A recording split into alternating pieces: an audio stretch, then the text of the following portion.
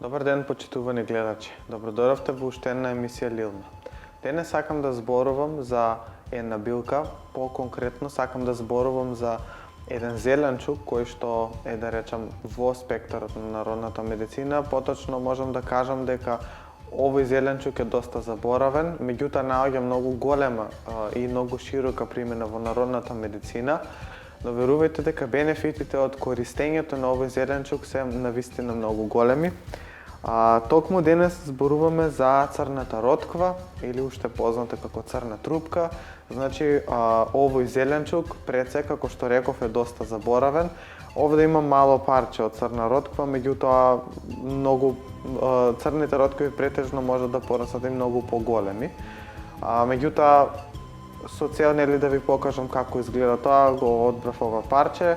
Меѓутоа, станува збор за зеленчук кој што, како што реков, е доста заборавен и тоа како многу лековит. Пред се изобилува со доста богат хемиски состав, од кој што во неговиот состав пред се содржи витамин У, потоа содржи витамин B1, B2, содржи калиум, калциум, железо, селен, цинк, содржи витамин Е, витамин А и многу други корисни минерали.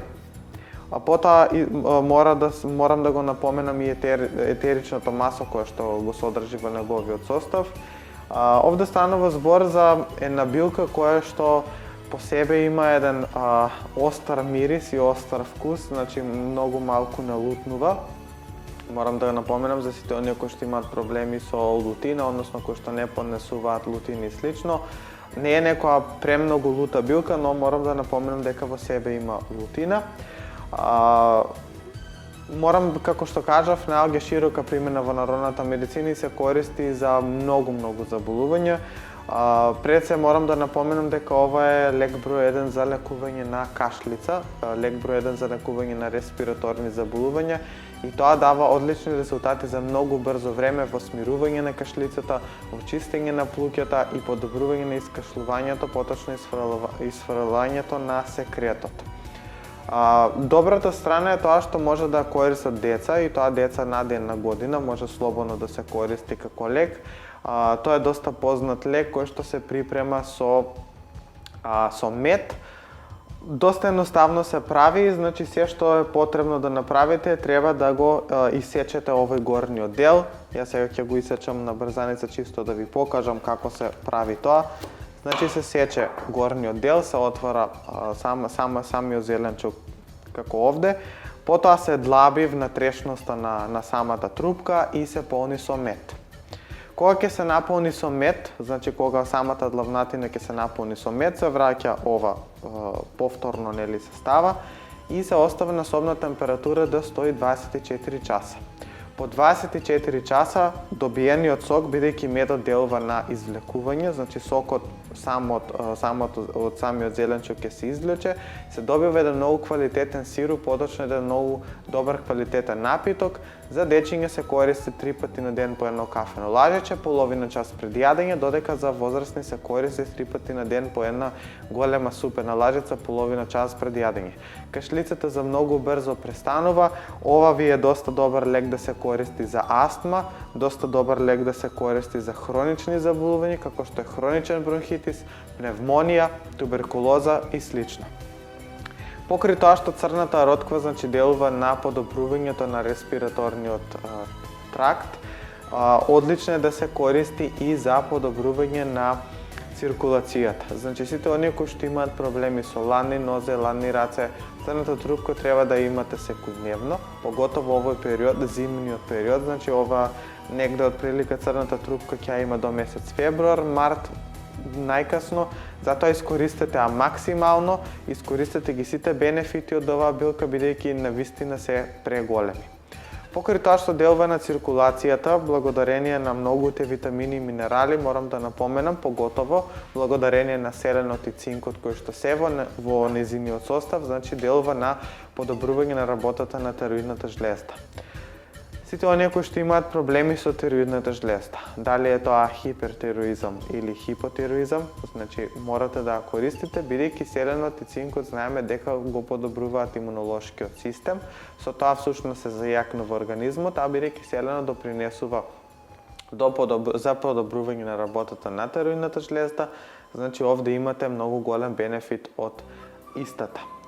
Како што реков, одлично е за имунитет, одлично е за подигнување на организмот, одлично е за зацврстување на имунитетот при наразлични вирози, бактерии и слично, значи има едно антибактериско дејство, може да се користи да се применува кај сите видови на бактерии и вируси. Потоа има антиреуматично дејство, значи внатрешно да се конзумира во форма на салата, во форма на сок или како што реков може да се прави чај од неа. Меѓутоа најдобро е да се искористи значи како салата, да се изренда и свежа да се изете на тој начин. Потоа може да се користи и надворешно. Надворешно обично имам применувано за лекување на болки, поготово болки во нозе, болки во кол, болки во кичма, болки во врат, во грб, во слично. Исто така доста добре за топење на шилци, поготово како што реков надворешно и внатрешно се конзумира за чистење од тие мокречни киселини кои што всушност се заглавуваат на некој начин во зглобовите, бидејќи како што реков самата билка стимулира диуреза, поточно го подобрува мокрењето, го зголемува мокрењето, ја подобрува функцијата на бубрезите, се користи за топење на камен и песок во бубрек, но и за камен и песок во жолчка. Зошто? Бидејќи самата трупка значи делува на чистење на холестерол, на триглицериди, севкупно кажано делува на целиот кардиоваскуларен систем со тоа што го јакне срцевиот мускул, но и воедно ги прочистува крвните садови. Со тоа што делува на разбивање на тие масноти, доста научни потврдења го потврдиле всушност тоа дека за 6 недели конзумирање на црна трупка која што била изведувана кај луѓе покажало дека холестеролот се намалил драстично, а бидејќи камењата песок или талок во жолчката се всушност не ништо друго освен холестерол наталожен, а бидејќи самата билка делува на чистење на холестерол, така да индиректно делува и на чистење на камен и на песок во жолчка, па затоа сите кои што имате би било препорачливо да конзумирате црна трупка во такви случаеви.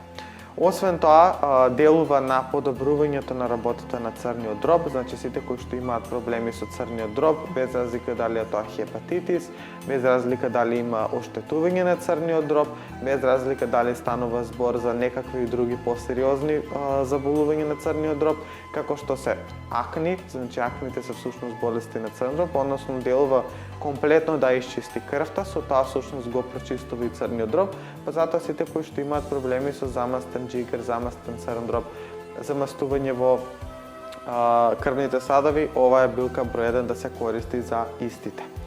Надворешно, како што реков, се користи за примена на лекување на калцификати, поточно може да се користи кај спондилоза, значи како облоги, кај проблеми со најразлични болки, како што напоменав, и секако може да се користи за мигрена, односно да се стават облоги од самата таа билка.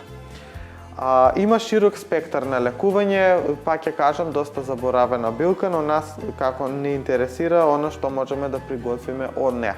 Тука е како што реков салатата од неа, која што, пак ќе кажам, би ја препорачал топло овој период да се користи, да искористите максимално, да не ја избегнувате, да набавите на вашите пазари и да ја користите. Значи како салата, обавезно да се конзумира секојдневно може.